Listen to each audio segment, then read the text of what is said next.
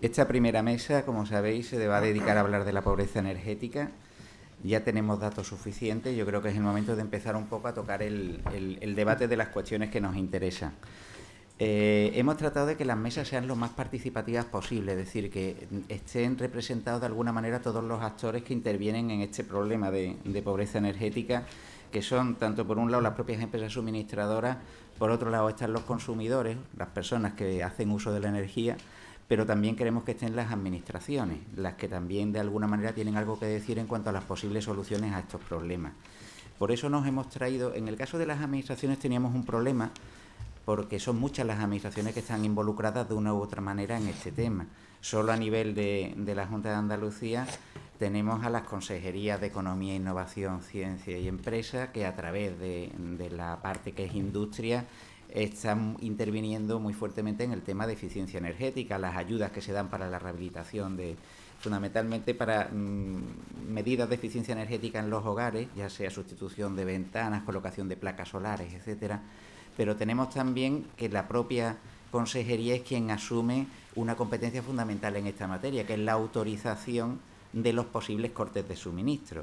Es a través de las delegaciones provinciales de la consejería, las delegaciones provinciales en industria, las que tienen que autorizar previamente a las empresas suministradoras para poder proceder a un corte de suministro a un hogar. Luego tenían también una presencia importante. Pero también tenemos a la consejería de vivienda o la Consejería de Fomento, que están dando ayudas especialmente para rehabilitación de viviendas orientadas también al tema de eficiencia energética.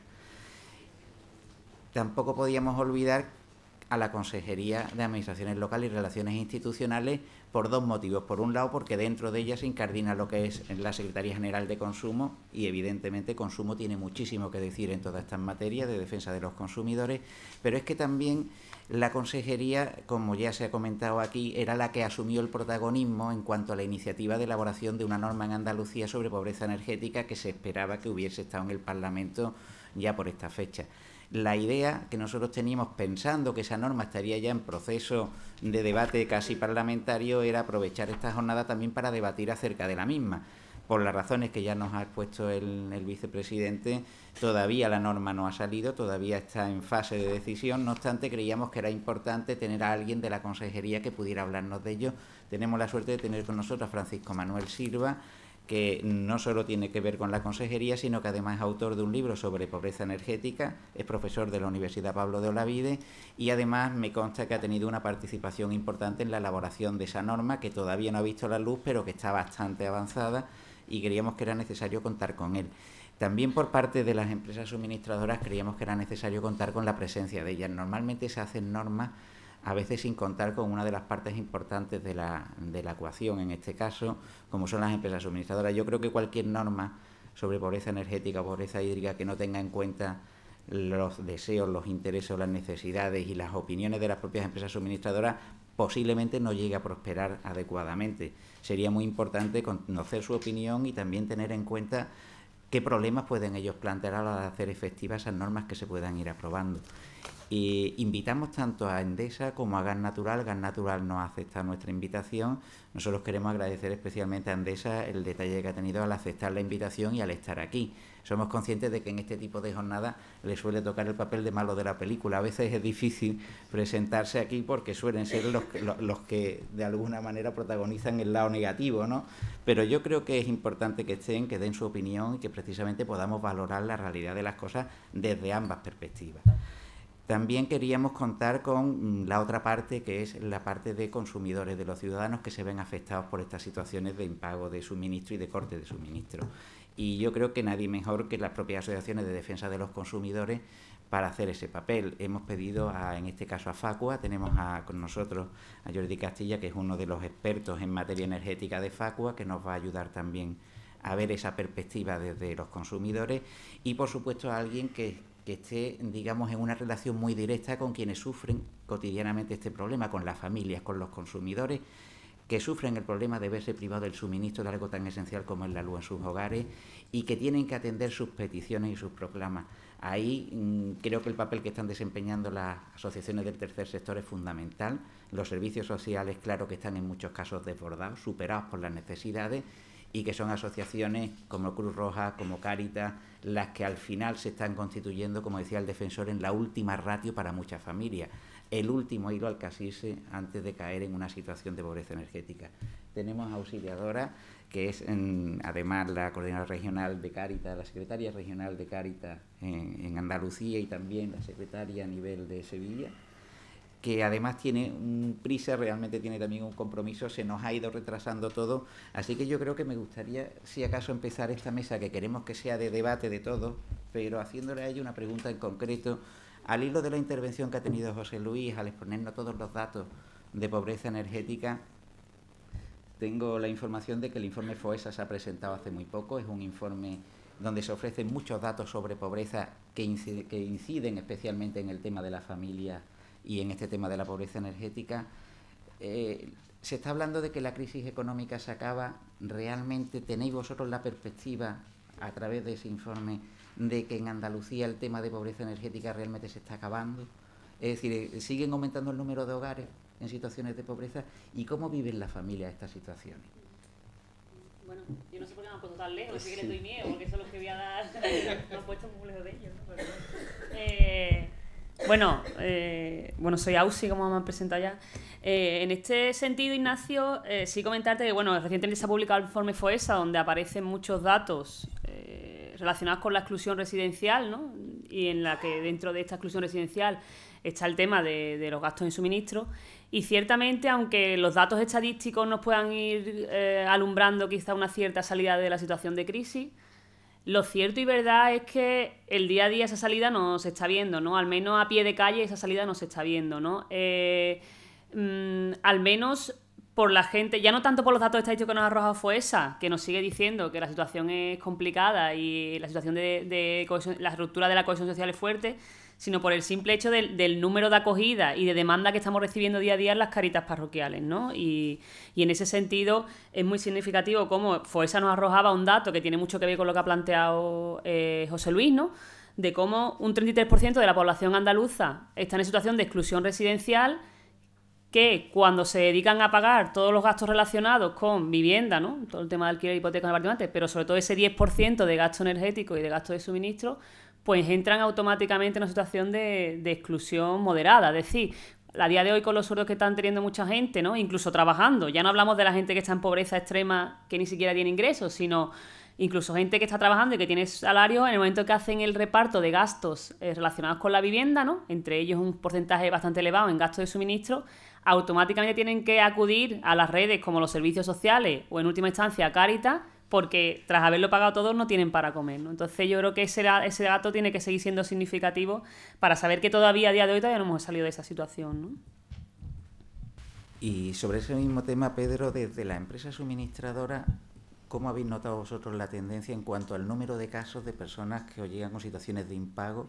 ¿Ha aumentado, ha disminuido, se está estancando, desciende? ¿Realmente salimos de la crisis en ese aspecto? Hombre, yo creo que salimos de la crisis lentamente, muy lentamente, y como la crisis es tan profunda, pues claro, evidentemente no se nota en el día a día, pero tal vez quiero creer que efectivamente salimos de la crisis. En cuanto a los datos del número de cortes, a mí no me gustaría entrar tan directamente en un aspecto tan concreto, pero evidentemente durante la crisis aumentan los impagos y aumentan las defraudaciones de energía.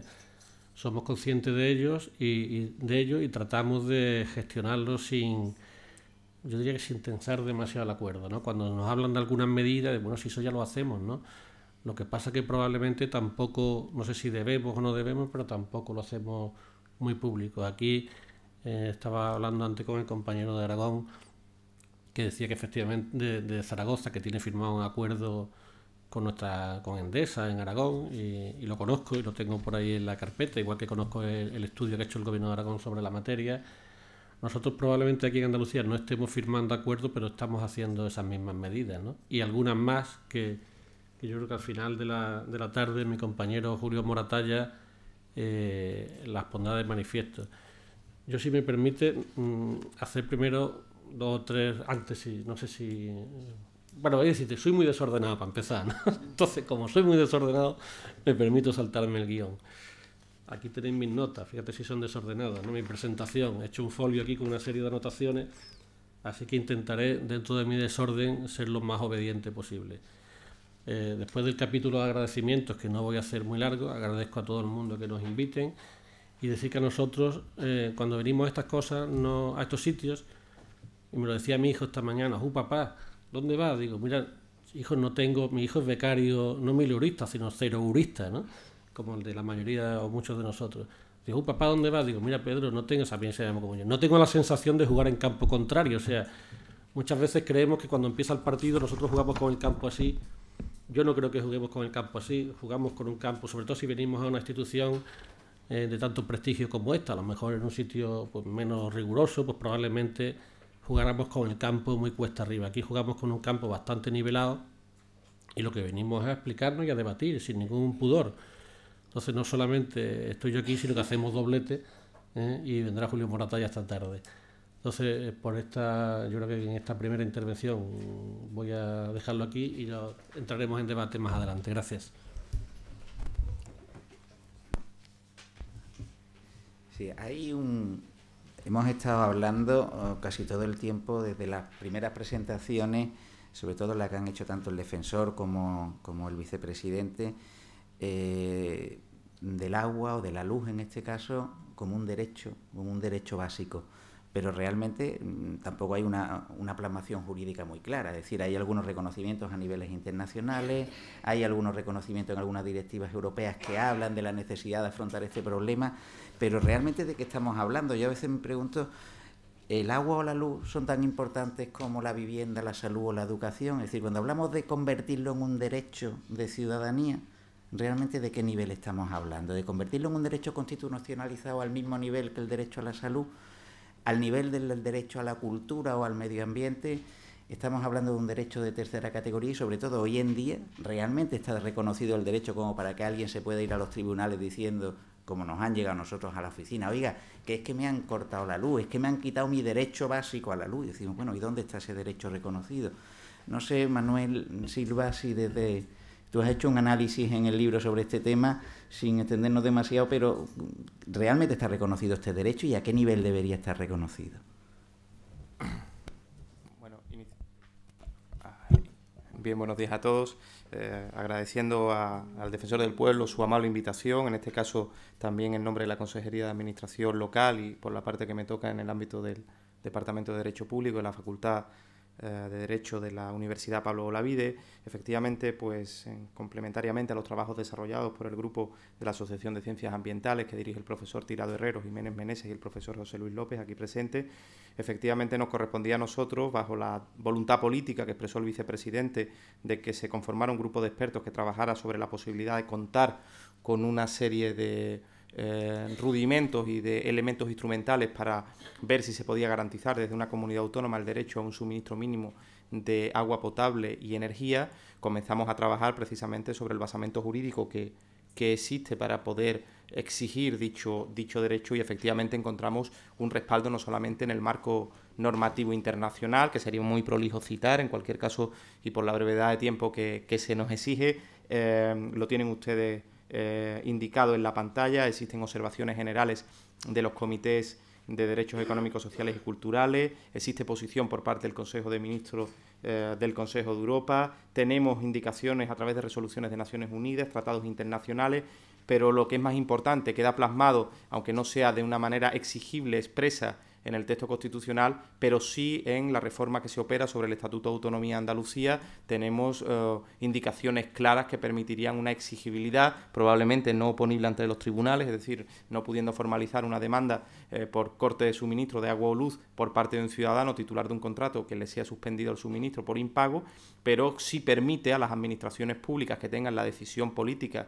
de así hacerlo, de intervenir. Se trata, en definitiva, de tener la voluntad de salvaguardar o crear una salvaguarda que proteja a la población vulnerable, y eso es una competencia estricta y exclusiva de las comunidades autónomas que tienen estatutos de segunda generación, como en el caso de la Comunidad Autónoma de Andalucía. Es verdad que la Comunidad Autónoma Andaluza no tiene la competencia directa, por ejemplo, en regulación de energía, pero sí lo tiene en el ámbito de agua, coordinado con las administraciones locales a través del artículo 50 de su estatuto. Es verdad que no lo tiene en energía, pero sí tenemos las competencias exclusivas en materia de prestación social.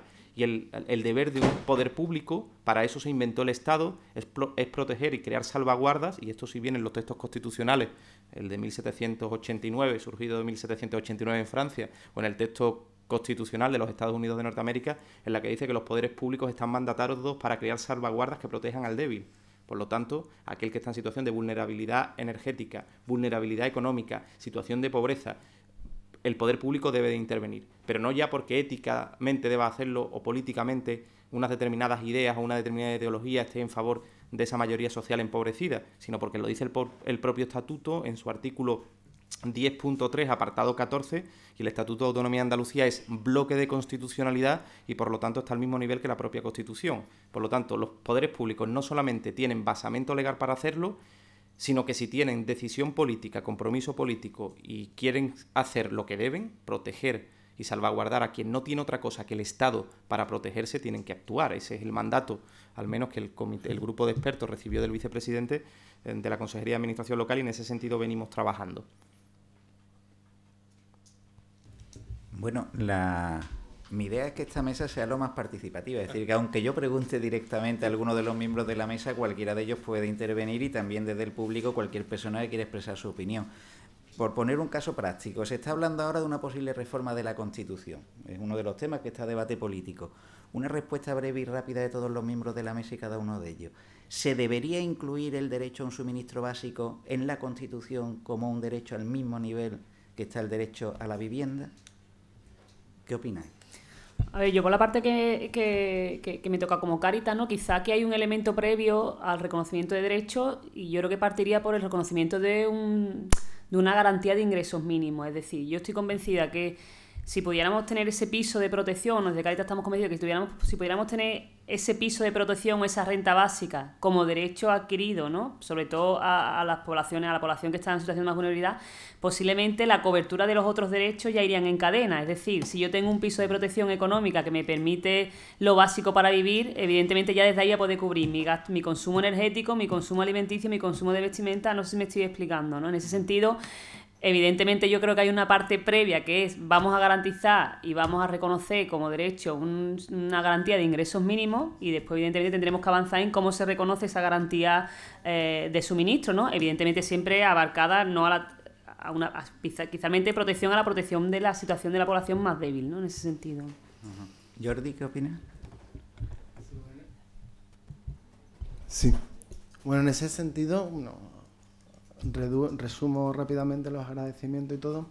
En ese sentido entendemos que lo que se tiene que garantizar desde la Constitución, además de lo que comenta Auxiliadora, es un nivel de vida mínimo y adecuado para lo que hoy día estamos, lo que es la vida de hoy día. Si el suministro eléctrico es necesario y esencial para la vida hoy día, entendemos desde Facua obviamente que sí, sí se ha visto, ¿no? Como un servicio universal. Incluso hay una búsqueda de la protección del consumidor vulnerable en las directivas que se están regulando o que regulan y que marcan la normativa española en lo que es el mercado interior de electricidad. Se dice exactamente que se tienen que adoptar medidas oportunas para proteger a los clientes finales y en particular garantizar una protección adecuada a los clientes vulnerables, cosa que en España no se ha terminado de resolver. Entonces, obviamente, si hablamos de una medida o de un derecho que pudiera saltar a la Constitución, sí, junto a otros que garanticen que la gente tenga una garantía mínima de vivir adecuadamente en la sociedad en la que estamos viviendo hoy día, que es la sociedad de 2014. Tengamos en cuenta que cuando hablamos de poner un derecho en la Constitución, estamos hablando de palabras mayores. Quiero decir que una cosa es reconocer derechos en leyes, en normas, en reglamentos, y otra cosa constitucionalizarlo. Cuando constitucionalizamos estamos dándole un plus de protección y un plus de obligación a las administraciones y a todos a la hora de que se respete y se garantice ese derecho. Luego no es un tema baladí, no podemos decir pues constitucionalicémoslo todo, ¿no? Hay que pensar bien en lo que vamos a poner en la Constitución y ser conscientes de las consecuencias que eso trae. Por ejemplo, la garantía de renta básica, que es importante, que lo ha dicho Auxiliadora, yo creo que sí, tenemos la idea de si encontramos un instrumento que nos permita atacar el problema de pobreza en general, estaremos atacando las manifestaciones de la pobreza, como la energética y otras. Pero también de los datos que ha dado José Luis antes se observa que hay muchas comunidades que tienen renta básica garantizada o una garantía de ingresos mínimos y tienen pobreza energética. Luego quizá estamos hablando de dos cosas que se relacionan mucho pero que no son exactamente iguales y que hay situaciones de pobreza energética o de pobreza hídrica no necesariamente solventables solo con unos ingresos de inserción o unas rentas básicas que a veces alcanzan mínimamente para alimentos, vestidos y poco más, ¿no? Me interesa también, Pedro, tu opinión. Manuel, yo creo que prácticamente se ha deducido de tu intervención, creo que estás a favor. Ahora te doy la palabra, pero me interesa mucho. Pues evidentemente no creo que pueda hablar en nombre de Endesa sobre la reforma de la Constitución. Entonces, en este caso, me voy a permitir hablar como ciudadano y yo creo que la reforma de la Constitución es necesaria en muchos aspectos, pero creo que no son buenas las prisas para reformarla. Lo hemos visto recientemente con alguna reforma que queremos contrarreformar, ¿no? Efectivamente, yo creo que la Constitución tiene una vida ya relativamente larga y habría que ajustarla un poco a las condiciones actuales, a los tiempos, como me apuntaban por aquí desde la primera fila. Entonces, yo podría coincidir contigo. No creo que sea necesario un artículo específico de la Constitución para hablar de estos temas. Yo creo que más que, y tampoco estoy muy capacitado para entrar en el debate si es una cuestión de derecho, ¿no? Lo que yo creo que es una cuestión de justicia social, que es algo más amplio y que todos entendemos, ¿no? O sea, ¿y quién ejerce la justicia social? Pues en primer lugar lo ejercen el Estado y las comunidades autónomas. Evidentemente el Estado en un sentido amplio también ejercen justicia social los ayuntamientos, la ejerce... Luego, ¿qué se le puede pedir a las empresas? Pues evidentemente a las empresas y a los ciudadanos lo que se puede pedir es que cumplan con sus obligaciones legales, evidentemente, que cumplan con su pago de impuestos y que cumplan con un código ético a la hora de prestar sus servicios, que sean empresas socialmente responsables, y esto ya no es exigible, es una cuestión voluntaria, pero nosotros tenemos a gala de serlo. Y luego se le pueden pedir en ocasiones medidas excepcionales. Y tal vez en este punto estemos hablando, y en este momento de crisis profunda estemos hablando de medidas excepcionales. Y por último, ¿qué se le puede pedir a la sociedad? Pues a la sociedad difícilmente se le puede pedir algo más, se le puede agradecer el esfuerzo de solidaridad que está haciendo. El defensor decía hasta al inicio de la jornada que no sabía si era el momento. Yo creo que evidentemente siempre es buen momento para hablar de estos temas. Lo que pasa es que cuando nos acercamos a esta fecha tal vez caigamos en un asunto de convertir o ver que la solución de esto es la solidaridad. La solidaridad es una ayuda, pero evidentemente no es la solución de este problema. Que sí mismo la pobreza energética yo creo que no es un problema, es la manifestación de un problema. Porque podríamos hablar efectivamente de pobreza alimentaria, pobreza de la vivienda, pobreza... Pero claro, al ser el suministro eléctrico y de agua un bien tan esencial, pues es un problema, una manifestación del problema muy evidente y que tiene casi un foco propio. Pero yo... dicho lo cual, pues creo que la reforma de la Constitución hay que reformarla, lo dice Pedro Méndez, no lo dice Endesa. Creo que no introduciría en la Constitución un artículo específico sobre la pobreza energética. Probablemente sí reformaría los derechos sobre la protección a los ciudadanos vulnerables, pero en un sentido muy amplio o más amplio. Y poco más. Y lo que sí hay que es llegar a acuerdos como estamos haciendo, pero claro, es que son momentos muy difíciles. Es que esto es como lo de la manta, ¿no? Es que la manta nos da para tapar todas las necesidades que tenemos. Lo que evidentemente hay que acabar con la lacra que sufre nuestra sociedad, que es el paro, y con la desigualdad. Porque no solamente acabando con el paro acabamos con los problemas sociales, sino que yo creo que la desigualdad en épocas de crisis tiende a incrementarse. Y esto no es una cuestión de paro, sino de falta de sensibilidad, ¿no? Entonces ahí hay que tomar algunas medidas. No me atrevo tampoco a decir cuál, pero hay que acabar con el paro y con la desigualdad creciente en los países desarrollados. Así de claro lo veo yo y así de claro creo que lo vemos en Endesa, que tenemos a gala sentir una empresa donde se trabaja muy a gusto, donde nos critican desde fuera, pero a todo el mundo le gustaría trabajar en Endesa. ¿Por qué? Porque creamos empleo estable y de calidad, que es una de las cosas que ayudan a salir de la pobreza, crear empleo estable de calidad. O sea que vaya por ahí esta segunda intervención y perdón por la extensión de la misma. Recuerdo que el profesor Pérez Royo nos explicaba que la Constitución se reduce a un solo artículo y el resto de la Constitución es desarrollo del mismo. España es un Estado social y democrático de derecho que se organiza en régimen de igualdad, justicia y pluralismo político. El profesor Maestu también nos hacía reflexiones en torno precisamente a que ese artículo es el que da sentido a todo lo demás, pero lo que de verdad da valor y hace eficaz un texto constitucional es que la dimensión formal se equipare con la dimensión material, es decir, que los derechos que se consignan negro sobre blanco en la Constitución tengan después un correlato y una traducción material en la vida de la gente. El artículo 47 de nuestra Constitución indica que todos los españoles tienen derecho a una vivienda digna y adecuada, y en nuestro país, son datos del Consejo General de Poder Judicial, no de la Administración Pública Andaluza, se han producido más de 86.000 lanzamientos judiciales de personas de su primera vivienda. Por lo tanto, quizás el debate no estriba tanto en desarrollar una liturgia reformista en torno a la Constitución, hecho que por otro lado hay que desdramatizar. La Constitución se reforma cuando existe voluntad política. Asistimos hace menos de 3 años a una reforma operada en menos de un mes para transformar un artículo que provocaba la modificación estructural del régimen constitucional de este país, cuando cambiando el artículo 135 supeditábamos la soberanía nacional a la prioridad de pago de deuda. Recuerden ustedes que en este país el Estado abona cada día 101 millones de euros por interés de deuda más el principal de la misma. La deuda del PIB español está por encima del 100% y vamos a pagar solo en intereses de deuda para el ejercicio 2015 36.700 millones. Por lo tanto, en este contexto, todo es cuestión de prioridad y sobre todo de si queremos que los instrumentos constitucionales respondan materialmente a las necesidades de la gente. Para eso sirven las constituciones, los estatutos de autonomía, los desarrollos reglamentarios o una ordenanza en un ayuntamiento. Por lo tanto, ¿cabe reformar la Constitución constitucionalizando esta cuestión? Se puede hacer. Tienen ustedes detrás mía países que han incorporado el derecho al buen vivir, la justicia social, la cohesión social o la lucha contra la desigualdad en sus textos constitucionales como herramienta principal de defensa de la gente. Lo hace Ecuador, lo hace Panamá, lo hace Sudáfrica.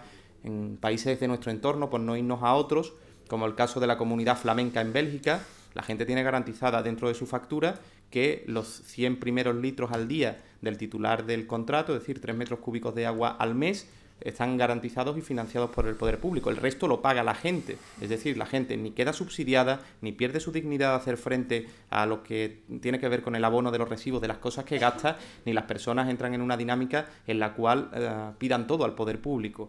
Digo esto porque puede introducirse en la Constitución, es una opción, y reformarse la Constitución se puede, pero sobre todo lo que hay que tener es el compromiso de hacer efectivo y materializar ese artículo 1.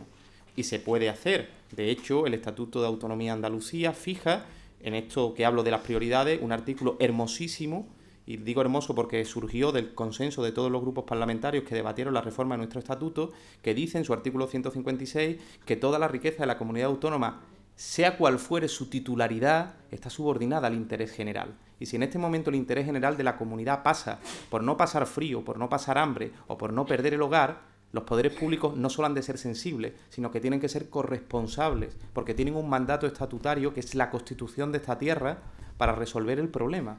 Y este problema no se llama 60.000 millones de euros destinados, por ejemplo, a la banca, o no se llama los 36.700 millones que aludía de pago de intereses.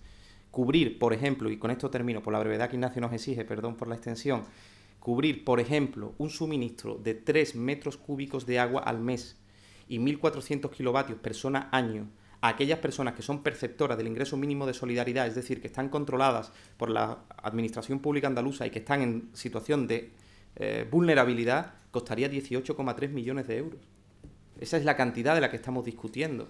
Hemos conseguido poner en un decreto en el 8/2014 7,5 millones de euros para atender pobreza energética en agua y luz, pero este problema probablemente se solucionaría con 30 millones de euros. Cataluña va a aprobar un nuevo decreto en la que con 35 millones de euros puede atender casi a 70.000 personas. Por lo tanto, yo creo que los debates son, 1, ¿cuáles son nuestras prioridades como país y como gobernantes? 2, ¿cómo son los instrumentos que al servicio de esas prioridades vamos creando y vamos aprobando? Y sobre todo, la voluntad política y el compromiso presupuestario para llevarlo a cabo.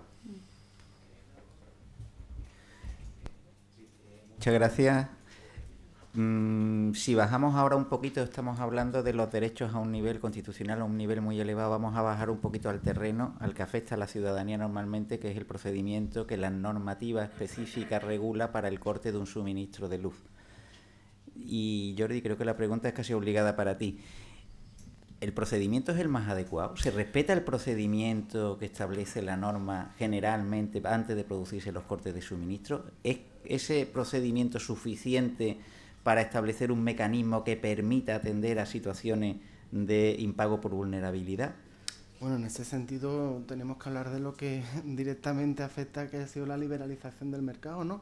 En concreto, a nivel de comercialización, lo que son las relaciones cuando entramos en mercado libre, lo que son las relaciones entre el consumidor y la empresa, llegan entre el pacto de las partes. El pacto de las partes, sabemos que el consumidor doméstico difícilmente puede llegar a negociar el pacto de las partes.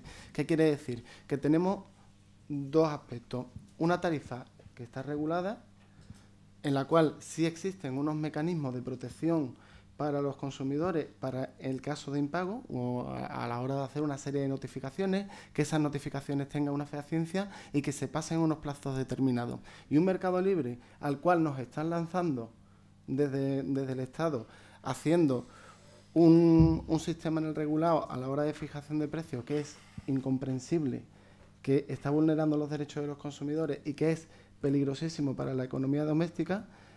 Tenemos un mercado regulado que sí lo dice y el mercado libre, bueno, que lo deja al fin y al cabo al albur de las empresas. Y al albur de las empresas lo que ha sido la liberalización es que hemos perdido la fehaciencia en muchos de los contratos a la hora de comunicarte que te van a cortar el suministro. Hemos perdido los plazos que teníamos y hay muchas veces que por un simple cruce, por un simple impago, en un mercado libre se queda el consumidor sin suministro eléctrico en España.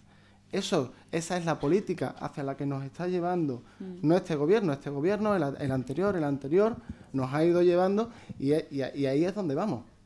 Y cada vez el mercado libre está ganando mucho más terreno. Ya lo último ha sido la reforma normativa que hemos tenido ocasión de sufrir los consumidores en este año 2014, en el que prácticamente nos están echando de lo que son las tarifas reguladas, haciendo unos precios que pueden ir bajando y subiendo y no sabemos realmente cuánto vamos a pagar o cuánto vamos a tener que pagar por el mismo consumo en distintos meses, o bien dando la posibilidad a las eléctricas de poner un precio fijo para todo un año, que obviamente es un precio fijo que ponen ellos muy alto y que ningún usuario, muy pocos usuarios en España han accedido. ¿Qué pasa? Más traslado a mercado libre, más traslado en este sentido a lo que sería el poder de las empresas, y el resultado que tenemos en libre en general es que hay una gran deficiencia a la hora de tener los derechos los consumidores y usuarios. Y aún más,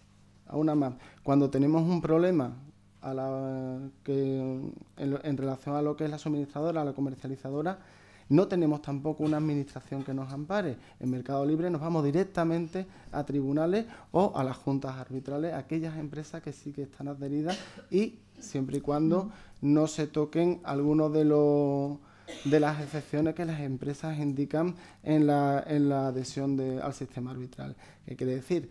Vamos hacia un sistema en el cual el consumidor cada vez está más desprotegido y lo que está haciendo el gobierno en ese sentido es fomentar mucho más el mercado libre. Esa es la situación actual. Estoy seguro que ha puesto sobre la mesa un tema de mucho interés, y quería preguntar tanto a Facua como a Cáritas si los consumidores, cuando suscriben esos contratos en mercado libre, son conscientes de la protección que están perdiendo, y a don Pedro Méndez de Endesa, que si en la práctica hay diferencia a la hora de respetar la garantía entre mercado libre y tarifas reguladas. Bueno, por la parte que me toca a mí, es decir, estoy plenamente de acuerdo con lo que ha planteado el compañero anteriormente, ¿no? Ciertamente, cuando la gente nos llega ya, en muchos casos, con el aviso de corte, ¿no? Es decir, la situación es de desprotección absoluta porque ni siquiera saben con quién pueden interlocutar para que esto se frene. Pero ya no ellos, ¿no? Porque muchas veces, bueno, pues la gente, la situación que viene está tan desbordada, bueno, y nos puede pasar a cualquiera, que tú no te has leído letra pequeña y no sabes cómo... Pero es que nos piden a Cáritas que llevemos a cabo la interlocución para ver eso, cómo se puede flexibilizar, cómo se puede cortar, y tampoco lo tenemos claro, es decir, ni tampoco tenemos un reconocimiento como para que esto lo podamos flexibilizar o frenar de alguna forma. En este sentido, yo creo que antes hablábamos como algunas empresas, pues es verdad que tienen el reconocimiento a la administración pública, a los servicios sociales comunitarios como interlocutor para poder frenar en algún momento algún tipo de medida como esta, ¿no? Pero sí es verdad que a día de hoy la intervención social, y yo creo que antes el defensor lo planteaba, no es solo cuestión de los servicios sociales comunitarios, sino que a día de hoy somos muchas entidades las que estamos afrontando el tema del pago y los cortes, ¿no? Yo lo decía el otro día, ¿no? Solo en Sevilla, Cáritas ha pagado ya más de 1 millón de euros en tema de facturas de luz, ¿no? Solo en Sevilla, provincia, ¿no? En ese sentido, yo sí le pediría a las empresas, ¿no? En ese planteamiento ético de responsabilidad social corporativa que plantean, la flexibilidad de que reconozcan no solo a los servicios sociales comunitarios, sino a otra serie de entidades sociales que podemos, yo creo, que dar garantía de transparencia y calidad de lo que estamos haciendo y de que realmente la gente que estamos atendiendo, en el caso de Cáritas, como puede ser otras entidades que estén aquí presentes, de que la pobreza y la necesidad y la situación de necesidad es real, para que nos reconozcan como interlocutores a la hora de plantear, decir, bueno, vamos a intentar sentarnos y ver cómo esto lo podemos hacer antes de que llegue a la solución final, que es el corte, y ya no solo lo peor el corte, sino que cuando después tenemos que reenganchar, el coste se triplica, porque daros cuenta que en estos casos muchas veces se vincula corte de luz con infravivienda. Llegamos al punto de que, claro, ahora después las instalaciones no están adecuadas, se ha cortado la luz, ahora tenemos que volver a poner toda la instalación nueva. Entonces, la situación es realmente dramática, ¿no? En ese sentido. Yo en ese sentido también indicar que es verdad que cuando se pasa del mercado, o de la tarifa, mejor dicho, no regulada, a la tarifa libre o al mercado libre, sí es verdad que hay una información en lo que es el coste de la tarifa, normalmente buscando las debilidades precisamente de lo que es la tarifa regulada, en busca de que la gente se acoja a esta tarifa libre. Ahora, bueno, si ahora el problema de la regulada es que va dando saltos de un mes para otro, pues todas están ofreciendo tarifas planas, es lógico. Pero yo no tengo información respecto a que te quedas sin administración a la hora de poder reclamar. No queda completamente claro, queda claro si lees las condiciones generales pequeñitas, eso sí.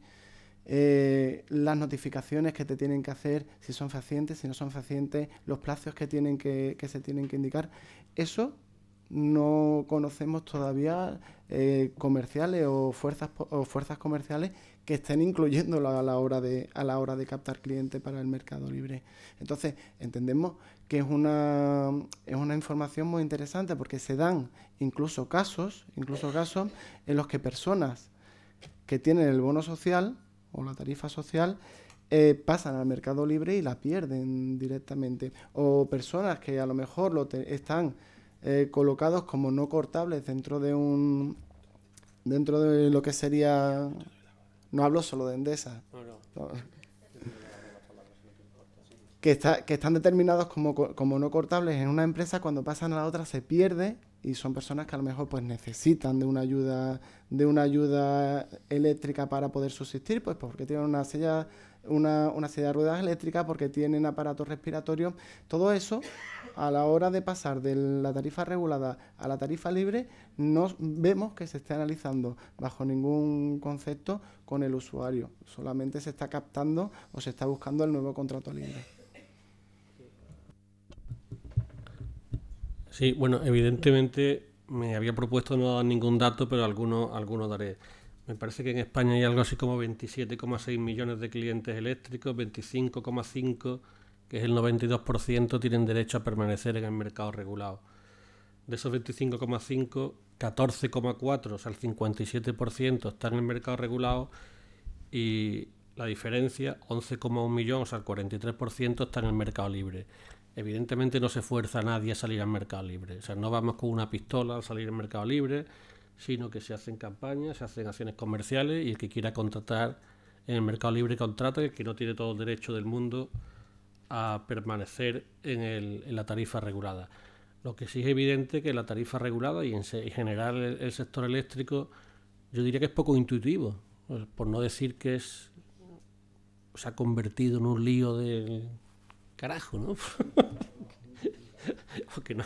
Entonces, evidentemente, el sistema de fijación de precios del PVPC, que mi amigo Julio le llama el pago opaco es muy difícil de entender, ¿no? Pero evidentemente no empujamos a nadie a salir al mercado libre. Tienen las mismas garantías en cuanto a la gestión del corte los clientes que están en el mercado libre y en el mercado regulado. Tienen, y si no es así, que Julio o María Luisa y ella me maticen, que saben de esto más que yo. Lo que es evidente, y además hay una cuestión, que en la fehaciencia, o sea, en la carta del aviso de corte, dice aviso fehaciente. Hay toda una gestión con correo de las cartas que nos devuelven, el registro de las cartas que nos devuelven, que es tremendo, ¿no? Entonces, aquí hay una cuestión, que el que no quiere dar fehaciencia de su recibo, del acuse o de esta carta, pues tiene una salida muy fácil, ¿no? Evidentemente ahí hay también un poco de picaresca que habría que evitar, ¿no?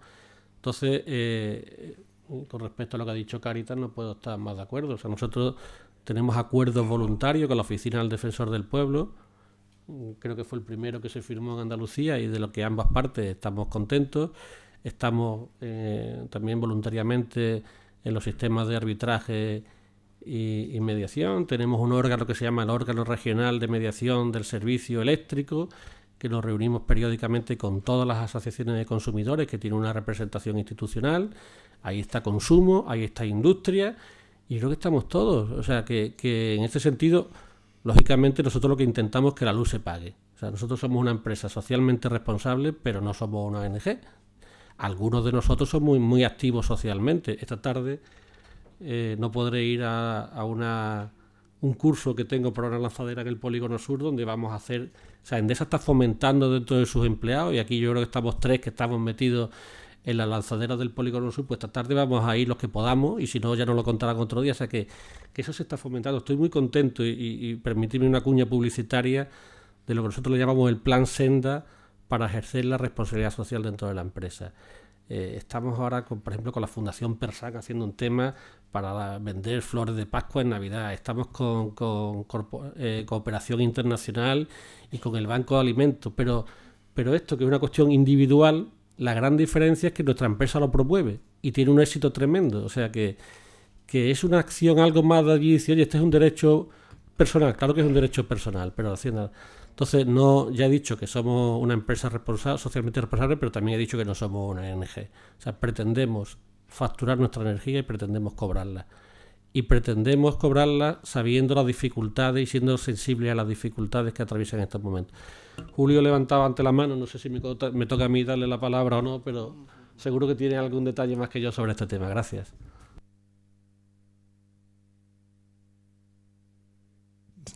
Seré breve, como decía aquel. Rápidamente, Ausi, estamos colaborando con Cáritas en otras provincias. Si no estamos aquí es porque no me ha llegado pues, naturalmente, vamos, tenemos una cita. Naturalmente, vamos con vosotros, con Cruz Roja, con servicios sociales, o sea que encantados de trabajar con vosotros. Es una misión nuestra, vamos. Y por otro lado, Jordi sabe que los contratos que estamos aplicando en Mercado Libre están pactados con las asociaciones de consumidores. Es decir, el modelo de contrato que estamos aplicando se pactó en su momento cuando surgió el Mercado Libre con las asociaciones de consumidores, de tal forma que el clausulado no se ha impuesto por parte de las compañías eléctricas, en este caso por parte de Endesa, sino que es un clausulado pactado que recoge en su amplitud todos los derechos que la legislación actual recoge para los usuarios domésticos o usuarios particulares, con lo cual no puede hablarse en ningún caso, por lo menos por parte de Endesa, de una imposición de derechos o de obligaciones hacia el usuario particular, ni siquiera una imposición por parte nuestra de, digamos, de la situación de privilegio en la que podría estar la empresa. Ese contrato, como él bien sabe, además lo vamos entregando a todo el que nos lo pide, al órgano regional de mediación que mencionaba Pedro, y estamos sujetos a todas las inspecciones que queráis. O sea, que quiera verlo, pues se lo mandamos, estamos ahí, y es el mismo que se está aplicando en las condiciones del mercado regulado. O sea que en ese sentido sí comparto con Jordi que el pavo Paco es una porquería y que realmente vulnera los derechos de los consumidores. Estoy completamente de acuerdo. Si el ministro me escuchara hablar ya me habían echado de la empresa, pero es que es malo, es que es un mal sistema y ¿qué vamos a hacer? Yo no estoy de acuerdo con él, pero de ahí a que haya una posición de privilegio y que estemos acusando a ella, desde luego, eso desde luego no lo admito. Gracias. Un poco por alusiones. Lo he dicho, no estoy hablando únicamente de Endesa, sino que estamos hablando del mercado libre en general y de la situación de lo que es la tarifa regulada. Es verdad que en Endesa hay acercamientos, ¿no?, con las asociaciones de consumidores. Normalmente no suele haber problema, incluso a la hora de tramitación de reclamaciones. Sí estamos teniendo problemas ahora últimamente con los impagos cuando hay problemas de anomalía o fraude, que se está detectando muchísimo y sin embargo no se paralizan los pagos a pesar de estar en las juntas arbitrales. Es un hecho que sí nos está ocurriendo ahora mismo con Endesa y que estamos en debate, ¿no?, para poder intentar solucionarlo, ¿no?, que el hecho de que una reclamación vaya a una junta arbitral efectivamente suponga que se suspenda, digamos, los derechos o las acciones que pueda tener en este sentido. Y más cuando estamos hablando de impago, cuando estamos hablando de una campaña en busca de anormalidad y fraude, que en algunos casos sí, obviamente habrá razón para darlo, y en otros casos, bueno, pues cabe la posibilidad del error, y también hemos detectado y hemos llegado a consensos, a acuerdos con Endesa en los cuales se ha visto, bueno, pues que hay un error, pero ojo, hay un error previo, que se le ha suspendido un suministro a una persona y se le ha puesto entre la espada y la pared de usted tiene que pagar 3 o 4.000 euros o le cortamos el suministro. Obviamente son procedimientos que tenemos que ahondar más de uno, muchos.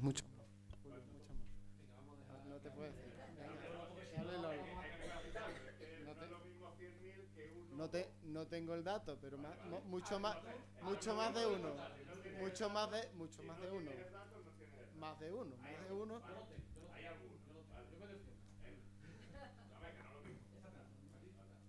En cualquier caso, además del interés del debate que se plantea, ¿no?, creo que todas las posiciones no solamente son compatibles, sino que el propio sistema económico del Estado español así lo determina. Vivimos en una economía de libre mercado donde efectivamente, por un lado, consumidores y ciudadanos quieren hacer valer sus derechos articulados a través de los contratos particulares que firman con las empresas, y las empresas tienen todo su derecho lícito y legítimo de hacer negocio en tanto en cuanto se dedican a la provisión de bienes y servicios en un mercado libre en el que todo el mundo conoce las normas. Yo quisiera poner el foco nuevamente, y creo de enorme interés lo planteado por el señor Julio Moratalla y lo planteado por don Pedro Méndez, en el papel que en este marco de regulación juegan los poderes públicos, porque lo importante es la determinación de reglas del juego.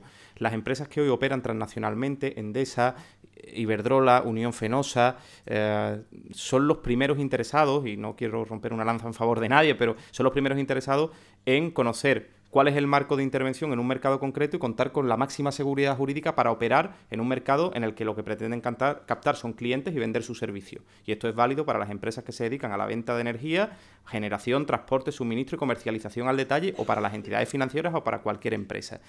Por lo tanto, el foco tiene que volver otra vez al poder público, y aquí creo de enorme importancia poner el foco en la aprobación de la Ley 24/2013 del sector eléctrico, auspiciada por el Gobierno de la Nación, bajo el gobierno del ministro Soria, en el cual efectivamente se deja pasar una oportunidad fantástica para regular un contexto que permitiera a todo el mundo saber o tener unas reglas mejores o más beneficiosas para los intereses de parte. Yo sé que es un ejercicio un tanto tedioso, pero les recomendaría que revisaran el diario de sesiones de las Cortes Generales en torno a cómo se produjo el debate del entonces proyecto de ley 121/00064, en el cual los grupos parlamentarios de todo signo político, desde el Partido Socialista, Partido Nacionalista Vasco, Convergencia y Unión, Izquierda Plural, UPyD, planteaban elementos que precisamente querían fijar una seguridad jurídica en torno a elementos centrales para que los intereses de las compañías quedaran preservados y los intereses de los ciudadanos quedaran protegidos. Por ejemplo, artículo 45, definición de persona vulnerable, de consumidor vulnerable. ¿Por qué el Estado no regula esa figura que hubiera despejado muchas incógnitas para que todo el mundo supiéramos cuáles son las reglas del juego para participar? ¿Por qué el Estado fía al desarrollo de un reglamento elementos que tendrían que haber sido contemplados en dicha ley que ya está vigente?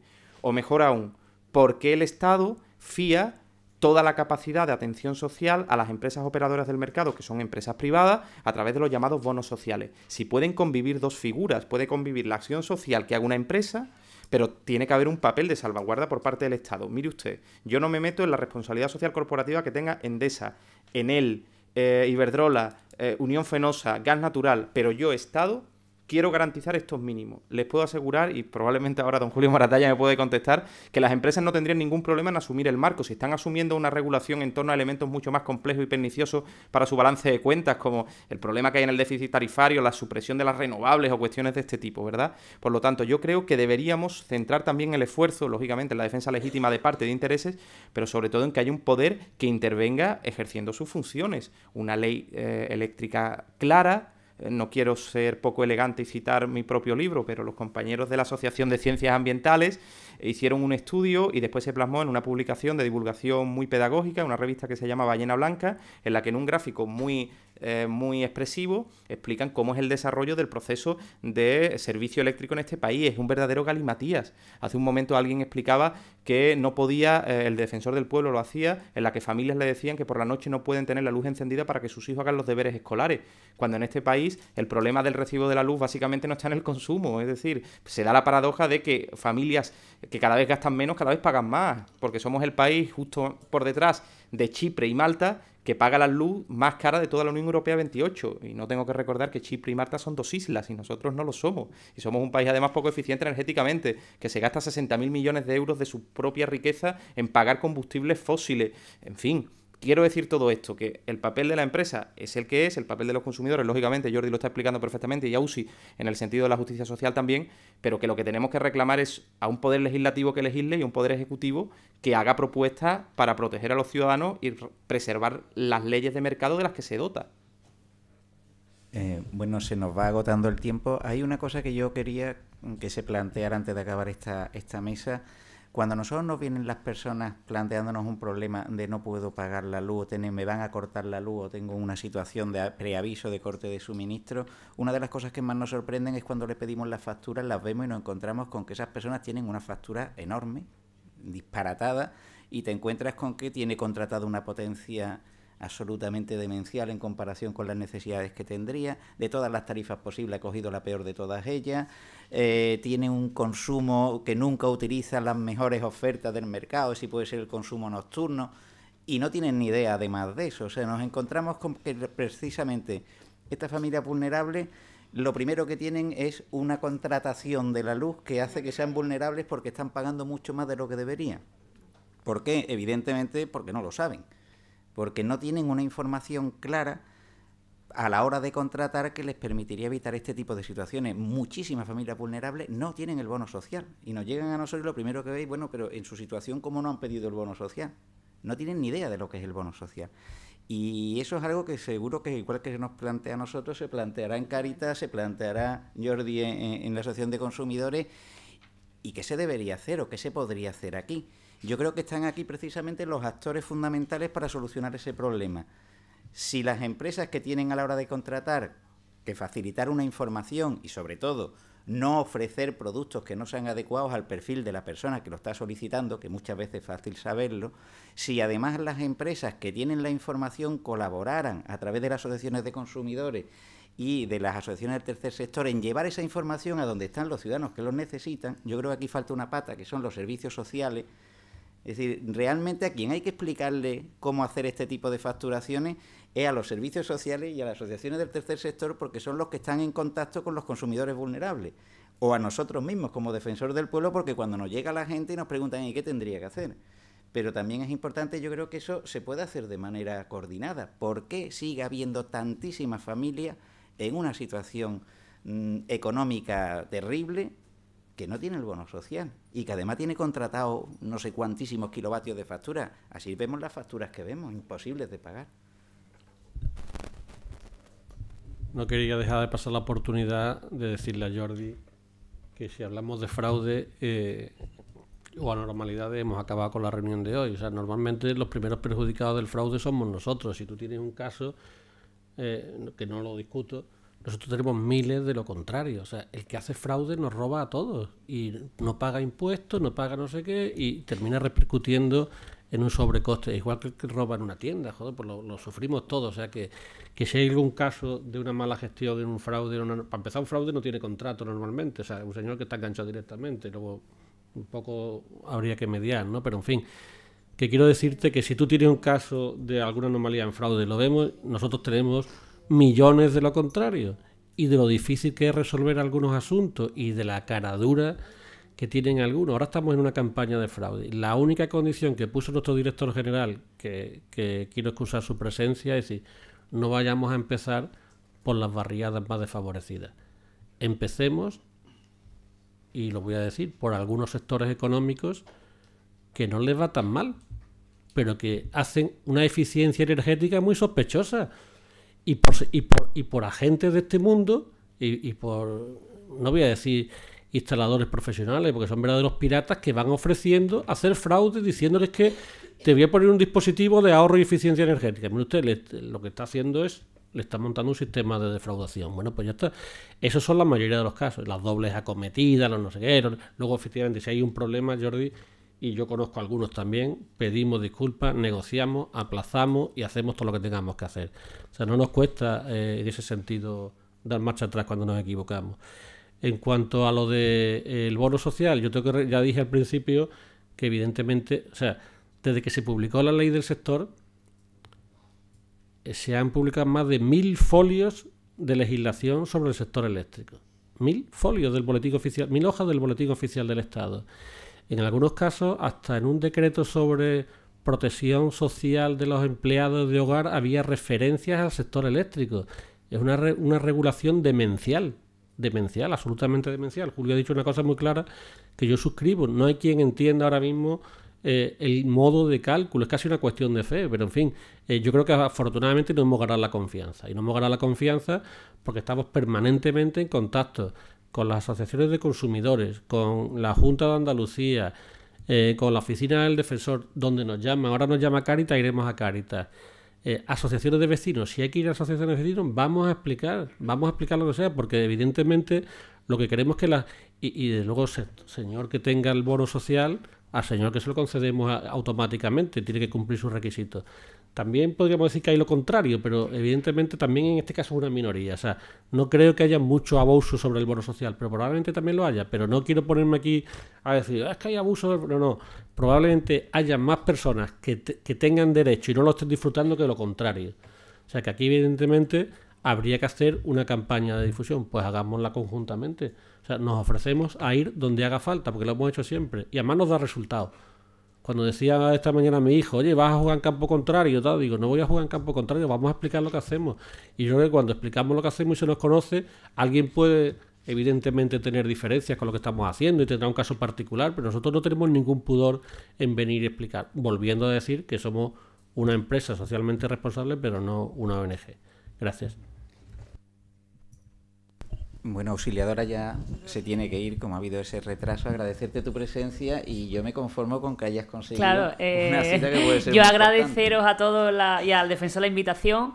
Decir, bueno, como comentaba él, que yo creo que al final esto es una cuestión de actoría y de varios actores y la cuestión es que nos sentemos a hablar porque posiblemente entre todos seamos capaces de buscar soluciones que al final beneficien a los que lo peor están pasando, que es lo que importa, ¿no? Yo me despido ya. Julio, dame la tarjeta, que de aquí no te vas sin que yo me quede contigo. Y que, bueno, muchísimas gracias a todos, ¿vale? Gracias a ti, Ausi. Jordi, querías... Bueno, somos buenos amigos. Me está diciendo Pedro que diga que somos buenos amigos. De hecho, somos tan buenos amigos que el viernes que viene me veo con gente de vuestra para tratar temas de reclamaciones de unos 25 expedientes que vamos a ver, unos 18 son de este tema, ¿no? De tema de anomalía y fraude, y eso lo sabéis. Y muchos de ellos, y no es uno ni dos, son muchos de ellos los que llevamos a lo largo del año. Se le ha suspendido ya el suministro y están sin suministro ahora mismo. Sin suministro, o a lo mejor se han tenido que enganchar, no lo sé. Quiero decirte, sí, somos buenos amigos, lo vemos, pero ese dato está ahí. En relación a lo que es el bono social, que se está planteando un poco como la panacea, ¿no?, del consumidor vulnerable, yo creo que ahí también tenemos que poner nuestras dudas, ¿no? Desde Facua, de hecho, hemos puesto nuestras dudas sobre hasta qué punto el bono social efectivamente es la herramienta necesaria para cubrir al consumidor vulnerable. Más ahora que el bono social está totalmente supeditado al mercado, es decir, si al mercado mayorista le da por subir, la persona que tenga bono social pagará un 20% menos, pero pagará todo lo que vaya subiendo. En ese sentido, y con las políticas que se han ido teniendo, también comentaba José Luis anteriormente, que no todos los elementos que se tienen en cuenta a la hora de establecer el bono social son de personas o de familias que puedan estar realmente en pobreza energética. Con todos esos elementos, nosotros desde Facua hicimos una denuncia, la tenemos planteada a Bruselas, sobre qué papel ha tenido España como Estado miembro que tiene que cumplir con la directiva, la 72/2006, a la hora de efectivamente proteger al consumidor vulnerable. No tenemos datos, pero lo que sí que tenemos claro es que no entendemos que sea la herramienta. Sí será ahora mismo la mejor que tenemos, pero no la adecuada que tendría que dar respuesta a un país. A ver, hay un tema que yo también quería, pasando un poquito de este tema al tema de financiación o de coste.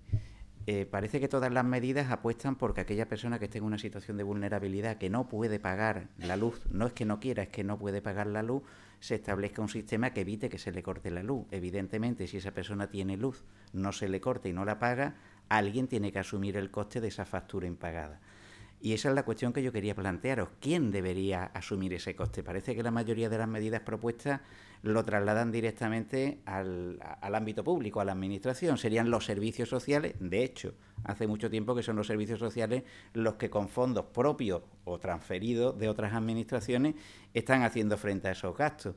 También hay otras opciones, que sería trasladar ese coste al resto de las tarifas de los demás consumidores. Se incrementaría en una cantidad la tarifa que pagan los demás consumidores para proteger a los vulnerables. Pero yo también me pregunto una cosa.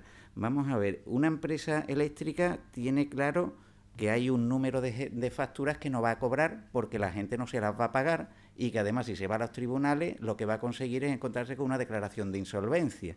Es decir, hay un porcentaje de su facturación que sabe que no va a llegar a cobrarse nunca. ¿Establecemos sistemas ahora a través de la administración para que eso no ocurra pagando esa factura a través de los servicios sociales? Evidentemente, no sé, yo pienso que las empresas tendrían que estar encantadas con cualquiera de estos modelos de pobreza energética, porque en definitiva le está garantizando el cobro absoluto de todas sus facturas. Porque si no paga el ciudadano, va a estar una administración detrás que va a pagar. ¿No deberían también las empresas contribuir a ese coste de alguna manera? Porque al fin y al cabo se están ahorrando los impagados, los abogados, las dilaciones, los problemas de notificaciones al consumidor. ¿Quién debería hacer frente al coste de esta política para los consumidores vulnerables?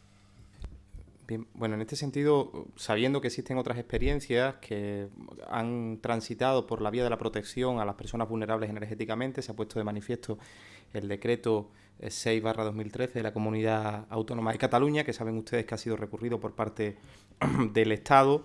En este sentido, invitarles a que conozcan ustedes el recurso presentado por el Estado. Son 50 páginas donde fundamentalmente se alude a cuestiones vinculadas no solo a la competencia exclusiva, cosa que es legítima, pero sobre todo a que una medida como la del decreto ley de Cataluña, que planteaba una tregua invernal, una moratoria energética, pone, y lo dice literalmente, en riesgo el equilibrio del mercado, lo cual llama mucho la atención teniendo en cuenta el pequeño contingente de personas que son y teniendo en cuenta la magnitud del negocio general que representa la actividad vinculada al suministro de energía eléctrica, que como saben ustedes en España está además muy constreñido al servicio realizado por un grupo de empresas determinadas, las que operan y han decidido así hacerlo en el Estado español.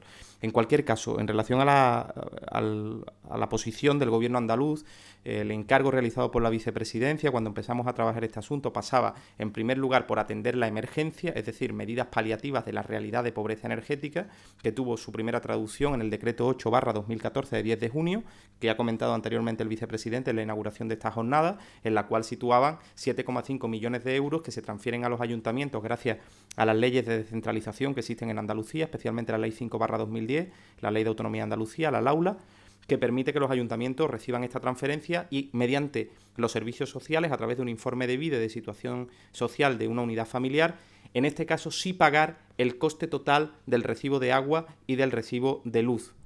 Pero el paso siguiente que se ha planteado por parte de la vicepresidencia, y es lo que estamos trabajando después de la posición mantenida por parte del Gobierno central en torno al asunto de competencias energéticas y del recurso que ha interpuesto frente a Cataluña, es cómo crear una ley que además sea esencialmente inatacable en lo jurídico, es decir, que no nos la vayan a recurrir, en la cual garanticemos un derecho subjetivo, un mínimo vital. Estas jornadas utilizan esa terminología en su propia presentación, el mínimo vital. ¿Qué pretende la Administración andaluza? Pretende crear un derecho subjetivo que permita a los andaluces en situación de vulnerabilidad, y hemos tomado como grupo al que se podría dar esta medida, que son los perceptores del ingreso mínimo de solidaridad, que en Andalucía son en torno a 57.000 personas, en la cual la Junta de Andalucía pagaría con fondo propio, y se lo pagaría a las empresas que actúan en este mercado, 3 metros cúbicos de agua persona titular de contrato al mes y 1.400 kilovatios persona titular de contrato al año. 100 litros persona día, es decir, del titular del contrato, ni siquiera para todas las personas que viven en la casa, es decir, para el que es titular del contrato, vivan en el hogar 4 personas o viva una sola persona, no cumple ni siquiera, y veo desde aquí a Luis Baviano, no cumple ni siquiera los estándares mínimos que pide la OMS, que pide por encima de los 100 litros, en torno a los 100 litros. Y si hablamos de personas enfermas con enfermedades como el VIH, o niños, o personas lactantes, o personas embarazadas, mucho más. Por lo tanto, lo que estamos garantizando es un mínimo, el resto lo paga el ciudadano. Al ciudadano no se le quita ni su responsabilidad cívica de atender sus facturas y sus consumos, ni la dignidad de ir al banco y abonar aquello que consume. Se cubre una parte, igual que se cubre una parte de la energía. Por lo tanto, la idea es que la Administración pague una parte y el resto o lo pague el consumidor por los consumos que hace. Pero la parte de la Administración se puede abonar de diferentes maneras y hemos propuesto a la vicepresidencia distintas opciones. La primera opción es que tenga un reflejo en un programa presupuestario de la Junta de Andalucía, en la cual la Junta consigna dinero en sus presupuestos para hacer frente al coste de este mínimo vital garantizado para las personas vulnerables, 100 litros de agua persona día, 1.400 kilovatios persona año, o la creación de una figura impositiva. Persona titular del contrato. Fíjense, y perdón, para cada persona será una, fíjense, uno. Por lo tanto, los 100 litros de la persona tienen que dividirse entre el número de miembros que formen el hogar. Ahora que no me escucha el vicepresidente de la Junta, sí podré expresar que fíjense ustedes si la cuestión es un mínimo vital. Mínimo. Es decir, una cuestión básica que tiene que ver con decirle al ciudadano, la Administración está aquí, te está ayudando, te está respaldando, pero tú tienes que seguir haciendo frente a tus consumos. Podemos pagarlo a través de fondo propio con presupuesto autonómico, pero se puede pagar a través de figura impositiva. ¿Qué impediría? La posibilidad, por ejemplo, de gravar, y eso es una competencia exclusiva que sí tiene la comunidad autónoma, como por ejemplo lo hace Extremadura, a la cual se lo han recurrido, Castilla y León o Castilla-La Mancha, de que las empresas que operan en la comunidad autónoma andaluza paguen por el número de kilómetros de tendido eléctrico, por el número de postes que permiten llevar la electricidad a los distintos puntos de suministro. En Andalucía hay 5.400 postes de electricidad. ¿Y si grabáramos con un impuesto autonómico a través de fiscalidad ecológica cada uno de esos postes y con el dinero consiguiéramos pagar el coste de ese mínimo vital que estamos dando a las personas vulnerables? Es una opción. A la Administración no le costaría nada, se enclavaría dentro de la responsabilidad social corporativa, en este caso vía impositiva, no voluntaria, es una responsabilidad social corporativa diferida, si ustedes me lo permiten, pero en cualquier... Claro, es un concepto, digamos, generoso, pero que en cualquier caso sí permitiría atender una dimensión de coste que le cifraba anteriormente, que ya les digo, está en 18.023.785 euros para 54.500 perceptores del ingreso mínimo de solidaridad. Yo creo que podríamos hacerlo o vía presupuesto, lo cual provocaría un quebranto en los recursos que son de todos, o pedir ese pequeño esfuerzo a empresas. No voy a manifestar el margen de beneficio que tienen, también tienen un margen de impagado grande, también tienen un margen de morosidad, pero yo creo que 18,23.785 euros igual entre todas son capaces de abonar para hacer frente a aquello que lo único que tienen ya por perder es su dignidad, porque cuando pierdes la luz y pierdes el agua, ya lo que te queda es ser un chabolista vertical, es decir, vivir entre cuatro paredes, pero vivir en situación de pobreza extrema. Y termino con esto, ya no consumo más tiempo, gracias Ignacio por tu benevolencia. La población, la mayoría social, la gente de a pie, quiere pagar lo que consume. Esto no forma parte de ningún estudio vinculado al derecho constitucional, es una opinión personal y, por lo tanto, absolutamente subjetiva. El ciudadano quiere ir a pagar. Hace un momento el profesor José Luis López decía que son los jubilados los que menos incurren en impago, porque nadie quiere verse en la situación de vergüenza social de que vengan a tu casa que te corten la luz. Los andaluces decimos, cuando nos referimos a un hogar que se encuentra en una situación de pobreza extrema, fíjate, esa persona no tiene ni para pagar la luz. Imagínense el daño en la dignidad de una persona cuando llega un boletín a tu casa, al buzón, al que ven tus vecinos incluso, en la que te dicen segundo aviso de corte de electricidad. Por lo tanto, el ciudadano, si tuviera para pagar, pagaría. Por eso es tan importante lo manifestado por el defensor del pueblo andaluz, hablando de la ley de segunda oportunidad. Si no puede pagar es porque tiene que elegir entre comer o calentarse, como le ocurre a 50 millones de europeos que todos los días tienen el dilema de heat or head. O comen o se calientan.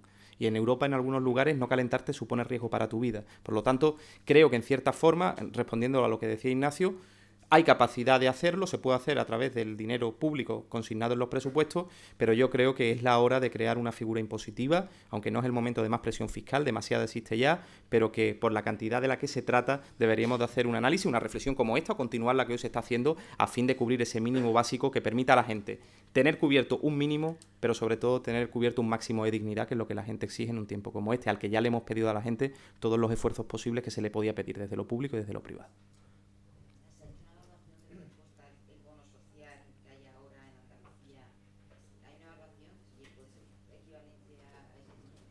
Es superior. El bono social, en la última liquidación de, no sé si de 2003, costó al conjunto del sector 220 millones de euros. Endesa carga con el 40% del bono social, pues entonces alrededor de 100 millones de euros. Es lo que para toda España. Entonces, pues aplica una proporción del 20%. Pues, 50 millones de euros, sí, porque efectivamente. Entonces, yo con independencia de que el bono social sea la mejor herramienta, pues existe este bono social. Es verdad que el bono social, digamos, es que esto también entra dentro de lo complicadito que es este sector, ¿no? Ya no se llama bono social, ahora se llama TUR, claro, pero TUR antes era la tarifa de último recurso. Entonces, vamos a seguir llamándole bono social, ¿vale? El bono social antes lo que hacía era que congelaba la tarifa, digamos, con la referencia a la tarifa del primer trimestre de 2009, y el actual bono social, ahora llamado TUR, lo que hace es un descuento del 25, me parece que no, del 20, ¿no? Del 20% sobre la tarifa PVPC. Claro, la tarifa PVPC es que no sabemos bien cómo se mueve, ¿no? Que es un problema, porque tú no vas a tener una garantía de cuánto vas a pagar cada mes, y efectivamente en los meses de más frío o de más calor hay más consumo y el precio de esa energía además es más cara, porque claro, a más consumo entran en funcionamiento centrales más caras. Entonces puede haber diferencias de casi el doble entre una factura u otra, ¿no? Por ahí habrá que ir, y ya están saliendo algunos anuncios en prensa, que algo que le llaman tarifa plana, que no es tarifa plana, que es cuota fija, que se pague usted todos los meses lo mismo y regularice a final de año. Yo creo que sería racionalizar un poco este sistema absolutamente descabellado que se ha inventado el gobierno.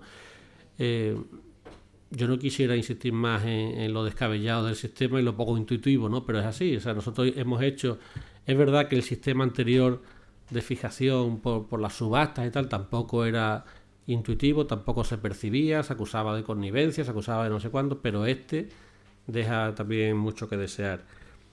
No sé si me queda... sí, decir nada más que una cosa, ¿no? Que la tarifa eléctrica, lo voy a decir, pues lo tengo por aquí, pues casi no llega al 40% lo que es el coste de la energía, y lo demás son otros añadidos. Y entre esos añadidos están, pues, desde el impuesto de la electricidad, está el IVA, están impuestos municipales, están las primas a la energía renovable, está la financiación del déficit de tarifas, y hay otras cargas. O sea, España es el país, según un profesor del Oxford Institute, que dice que es el país con la cuña gubernamental más grande de Europa en la tarifa. El precio de la electricidad en el mercado mayorista en España, en el mercado ibérico, porque ya existe un mercado común entre Portugal y España, está en la banda baja de los mercados europeos, del mercado nórdico, del mercado central europeo. Lo que no está en esa banda, y sin embargo está en la banda alta, es el precio al consumidor final, porque ahí se cargan, sobre el precio del mercado mayorista, se carga esa cuña gubernamental que en España es muy alta. Entonces parece que en vez de recaudar impuestos vía el impuesto de la renta o vía el impuesto de sociedades, pues se utilizan a estas compañías como recaudadoras de impuestos con cargo a... Entonces, pues es un sistema, pero a mí me parece que es un sistema más injusto que ir al impuesto sobre la renta. Porque al fin y al cabo, perdone, con esto termino, digamos que en los impuestos de la factura y en el IVA de la factura, pues lo paga igual cualquier desfavorecido que un señor que no lo es tanto, ¿no? Entonces, por mi parte, creo que la justicia social pues hay que hacerla a través de los impuestos y a través de medidas excepcionales, pero no a través de medidas indirectas que son como puertas falsas donde se cuelan algunas cuñas, ¿no? Gracias. Gracias, Pedro. Tenemos que ir acabando ya esta mesa, pero no sin antes dar la palabra al público. Hay una palabra allí pedida y otra aquí adelante, y yo creo que una más, 3, y es que no, ya vamos con bastante retraso. Vamos a ver si nos aguantamos hasta y media, las que dé tiempo. Hasta entonces, empezamos allí arriba. Muchas gracias. Mi nombre es María José. Vengo representando o participando desde un ayuntamiento de San Juan de Alfarache. Concretamente soy la responsable de desarrollo local y de servicios sociales. Y lanzo un par de preguntas y también un par de invitaciones. En relación al tema de la factura, y que es verdad que la gente tiene un consumo y desde servicios sociales nosotros lo apreciamos bastante alto, yo haría una propuesta, una invitación a que vayan a mi pueblo y le expliquen a la gente cómo hacer la factura, porque nosotros, la verdad, es un jeroglífico la factura y en los anuncios de televisión se ven, y por mucho que ustedes hagan una difusión, esa factura es incomible.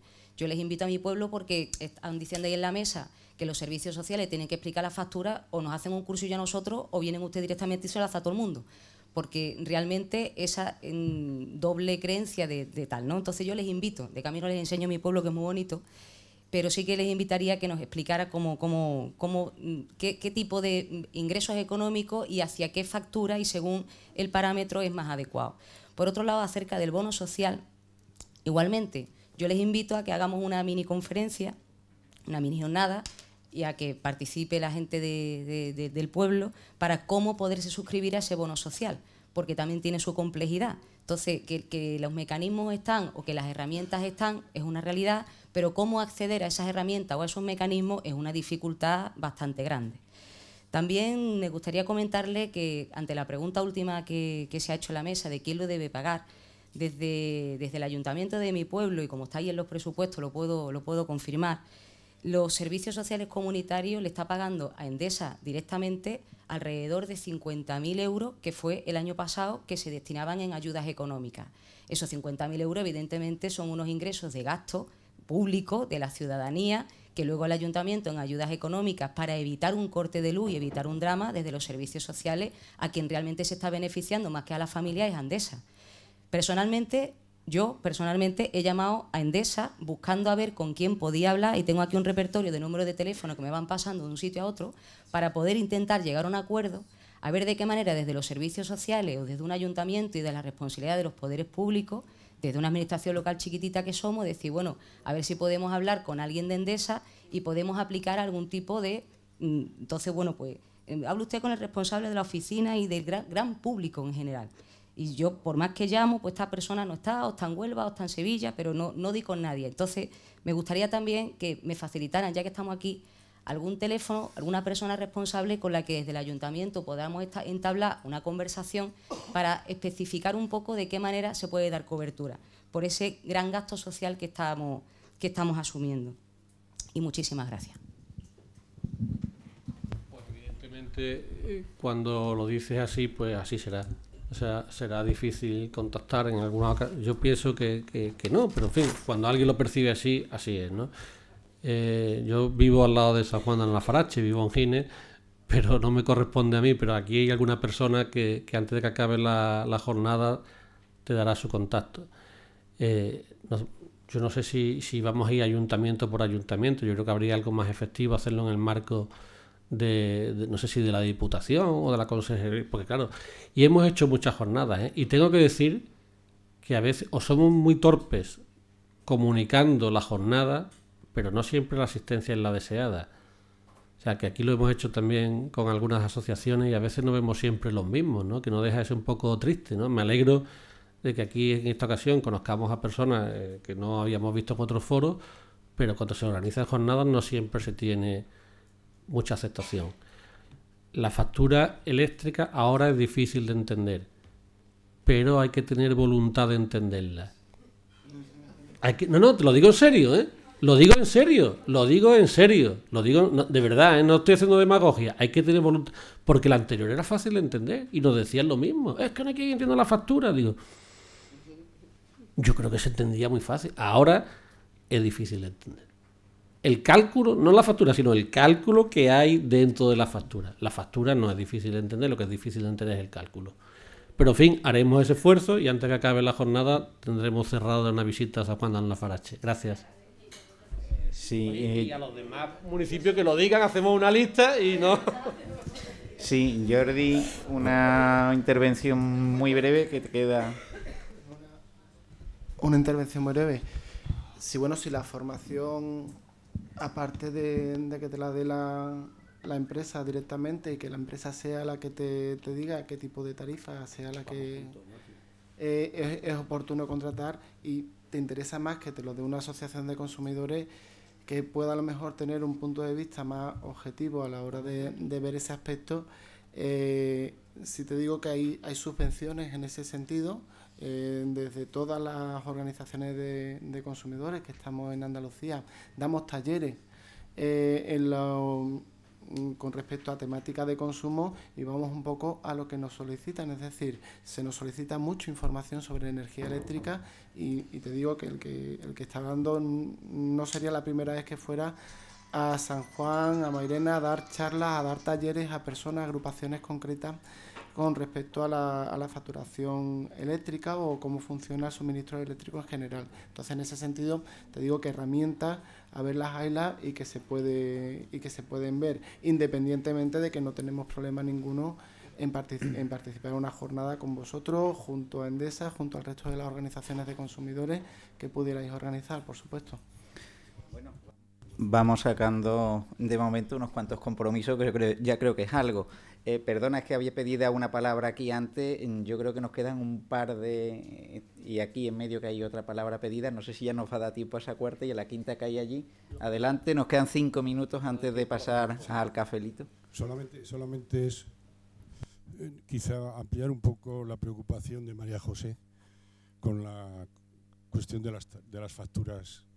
Yo me estoy anticipando porque dentro de un rato tendré que exponer ahí una exposición porque vengo como representante de la empresa de aguas de Málaga, de aguas, pero ya que se está hablando de agua aquí, quería aplicar y también exponer una idea.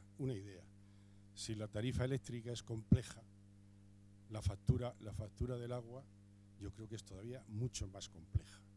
En la factura nuestra tenemos 59 conceptos y se me ocurre la idea de ofreceros a Endesa, ¿por qué no hacéis una tarifa progresiva? Igual que la tenemos en el consumo de agua, ¿por qué no vais poniendo también un precio kilovatio diferente en función del consumo? José Luis, para conocernos desde hace tanto tiempo no me esperaba esto de ti, macho. José Luis y yo hemos convivido en Málaga, él como responsable de la empresa de agua y yo de la electricidad durante 8 años. Nunca me había hecho esta proposición. Yo desde luego no me apunto a complicar más las facturas. No me apunto, José Luis. Me apunto a simplificarlas. Bromas aparte, se estudian cualquier alternativa. Lo que no podemos volver locos a los consumidores, como por ejemplo creo yo que han vuelto locos durante una temporada las operadoras de telecomunicaciones para volver ahora a 3 tarifas. Yo tengo un contrato con mis hijos y tal y cual, y al final los tengo a todos en el mismo contrato, pero he pasado por 20 contratos distintos y al final no saben ni cuál es más barato, ni si tengo que llamar a mi padre o me multan por llamar a mi abuela o tal y cual. Dice, oye, se trata de tener 3 o 4 cosas claras y luego, hombre, ser eficiente en el uso del agua, de la energía y del teléfono, porque podríamos hablar del uso ineficiente que se hacen también de estas cosas, ¿no? Una cosa nada más, perdón. tenemos algunos proyectos de innovación muy interesantes con la Junta de Andalucía que queremos financiar con fondos europeos. Estamos en conversaciones tanto con la Agencia Andaluza de la Energía como con ABRA, la Agencia de Vivienda y Rehabilitación de la Junta. Tenemos un proyecto, y José Luis lo sabe, en Málaga para caracterizar bien los consumos de viviendas sociales, a ver dónde están esos potenciales de ahorro. O sea que yo creo que, desde luego, gran parte de la solución está en el ahorro y la eficiencia energética. Bueno, no nos queda tiempo más que para una ultimísima pregunta, pero después va a venir otra mesa redonda. Aunque se hable de agua, si veréis, las cuestiones son muy similares. O sea, muchos de los planteamientos que se puedan hacer en esta mesa se van a poder hacer en la mesa de agua, y si no en la de esta tarde, que vamos a ver soluciones y medidas concretas tanto de agua como de luz. Con lo cual, una sola intervención, lo siento, hay 4 o 5 más que quisieran, pero es que no nos da tiempo. Hacemos una paradita después de esta pregunta y volvemos inmediatamente. Adelante. Muy breve. Mi nombre es Manuel Barrera, soy el presidente del Colegio Profesional de Ambientólogos de Andalucía y quería preguntarle a Endesa si estarían de acuerdo con una auditoría de costes del sistema.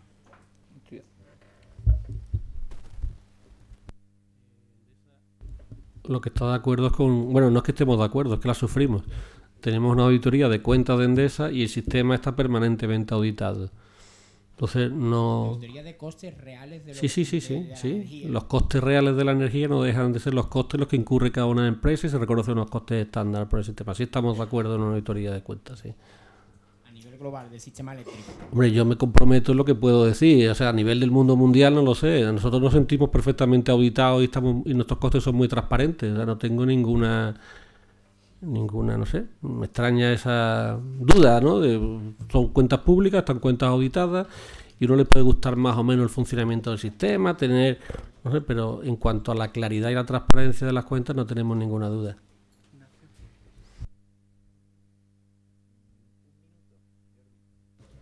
No, yo simplemente por acabar, me ha gustado mucho la duda que ha planteado de una auditoría de los costes del sistema, no de los costes de las empresas y de las ganancias o beneficios de las empresas en concreto, sino del sistema en sí. Y es una duda que, bueno, que desde Facua también llevamos desde hace bastante tiempo requiriendo que se hiciera, y aunque sí hay auditado ciertos costes a nivel societario, a lo mejor del sistema se nos generan ciertas dudas al respecto. En general. Sí, desde la primera generación hasta la última toma de comercialización. Bueno, muchas gracias a los componentes de la mesa por sus intervenciones, creo que han sido muy oportunas. Gracias a todos los que habéis intervenido.